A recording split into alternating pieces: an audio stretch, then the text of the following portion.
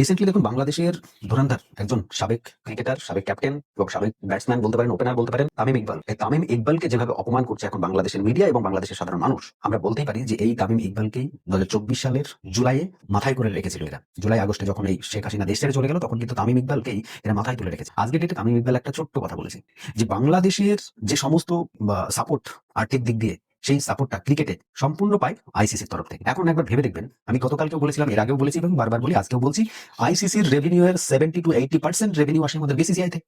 তাহলে বিসিসিআই থেকে যদি আইসিসি রেভিনিউ পাই, আর সেই বিসিসিআই এর কথা তো নিশ্চয়ই শুনবে। একটা বাংলায় প্রবাদ কি রয়েছে জানেন তো, যে যে গরু দুধ দেয় তার লাথি খাওয়া যায়। আইসিসি ঠিক সেটাই করে। বিসিসিআই যেহেতু এত রেভিনিউ দিচ্ছে তাকে, তো অবভিয়াসলি বিসিসির দু একটা ডিমান্ড তারা রাখে। এই বিসিবি, বাংলাদেশ ক্রিকেট বোর্ড, এদেরকে তো মানে সেই টেনে নিয়ে যাওয়ার মতো। আইসিসি যদি এদেরকে অনুদান না দেয়, আইসিসি যদি এদেরকে বা আর্থিক দিক দিয়ে সহযোগিতা না করে, আর্থিক দিক দিয়ে যদি সাহায্য না করে, তাহলে বাংলাদেশ ক্রিকেট বোর্ড বা আরো কয়েকটা ক্রিকেট বোর্ড রয়েছে ছোটখাটো, তাদের কি ক্ষমতা আছে?